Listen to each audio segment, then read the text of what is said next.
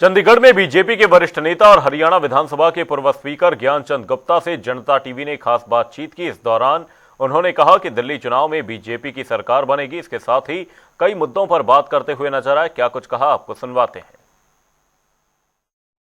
दिल्ली में चुनावी बिगुल बजा हुआ है और आम आदमी पार्टी, भारतीय जनता पार्टी और कांग्रेस ने पूरी ताकत चुनाव प्रचार में झोंक रखी है।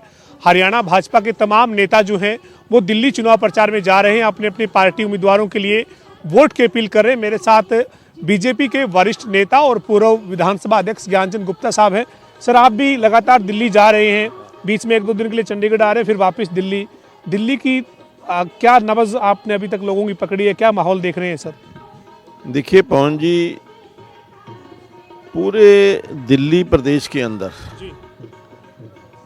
जहाँ जहाँ पर भी जिस भी क्षेत्र में जाने का अवसर मिला, विशेष तौर पर जहाँ मेरी विधानसभा जो मुझे दी गई है वो मॉडल टाउन विधानसभा दी गई।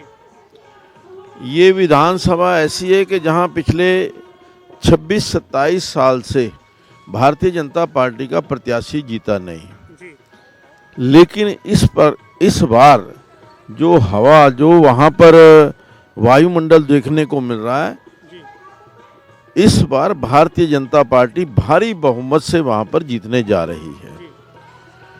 पिछले 10 साल के अंदर केजरीवाल ने जिस प्रकार से झूठ बोल करके, लोगों को गुमराह करके, लोगों को ठगने की प्रयास किया है, उससे पूरे दिल्ली की जनता बहुत परेशान है, बहुत दुखी है।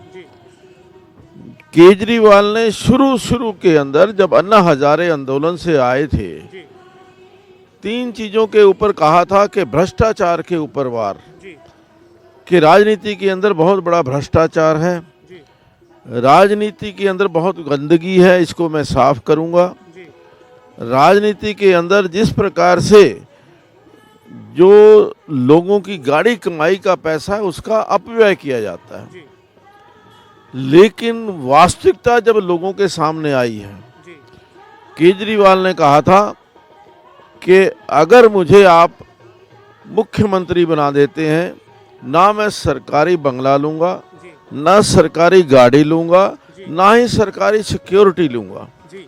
लेकिन पिछले 10 साल से जिस प्रकार से केजरीवाल ने पैसे का दुरुपयोग किया, जो व्यक्ति ये कहता था कि मैं सरकारी मकान नहीं लूंगा, उस व्यक्ति ने लगभग 58 करोड़ रुपया मकान की रेनोवेशन के ऊपर खर्च कर दिया, मकान को एक शीश महल बनाने का काम किया।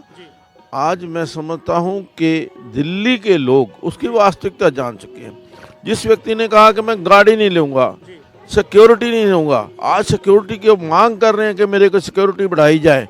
गाड़ियां वो एक से एक बढ़िया गाड़ियां लेकर, सरकारी गाड़ियां लेकर के घूम रहे हैं।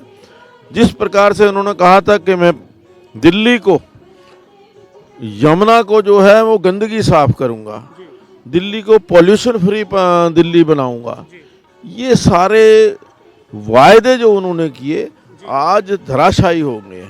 उन्होंने कहा कि पानी के मैं जो फ्री पानी दूंगा, फ्री बिजली दूंगा। आज पानी की स्थिति ये है कि पीने का पानी नहीं है, सब लोग टैंकर मंगा करके पानी का प्यास बुझा रहे हैं। सर, ये जो तमाम मुद्दे हैं जो आप कह रहे हैं कि केजरीवाल ने जो वायदे किए अन्ना आंदोलन के दौरान, उसके बाद सत्ता में आए, उन वायदों पर काम नहीं किया, लेकिन फिर सर पिछला जो रिजल्ट है उनका, वो तो रिजल्ट उनकी एक बार की सरकार के बाद उनको इतना बड़ा मैंडेट मिला, लेकिन इस बार बीजेपी जो संकल्प पत्र जारी किया है, महिलाओं की मासिक पेंशन की बात की है, गर्भवती महिलाओं के लिए घोषणा की है, तो आपको लगता है कि बीजेपी इस बार वहां पर कमल का फूल खिला पाएगी दिल्ली में? बिल्कुल, डेफिनेटली अब की बार भारतीय जनता पार्टी कम से कम 50 सीटों लेकर, 50 सीट लेकर के दिल्ली के अंदर भारतीय जनता पार्टी की सरकार, डबल इंजन की सरकार, आज लोगों को जिस प्रकार से आयुष्मान कार्ड से लोगों को दूर रखा गया, 5 लाख रुपए का जो फायदा उनको हर साल का इलाज में मिलना था उससे दूर रखा गया। आज वहाँ की जो गरीब जनता है वो त्राही त्राही कर रही है और वो मन बना चुकी है कि अब की बार दिल्ली के अंदर डबल इंजन की सरकार बनेगी।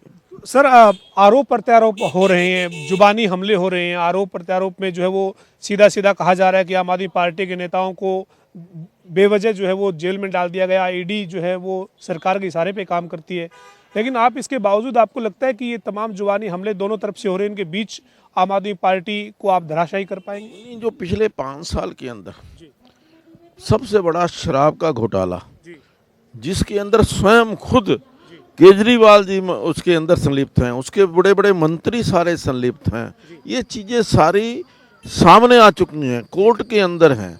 और इसके अलावा चाहे वो शीश महल को के अंदर जो कोटेशन के ऊपर काम करा करके भ्रष्टाचार हुआ, इन सब चीज़ों के सामने आने के बाद दिल्ली की जनता ने मन बना लिया है कि दिल्ली के विकास के लिए, दिल्ली की तरक्की के लिए, दिल्ली की उन्नति के लिए वो डबल इंजन की सरकार दिल्ली के अंदर लेकर के आएगी।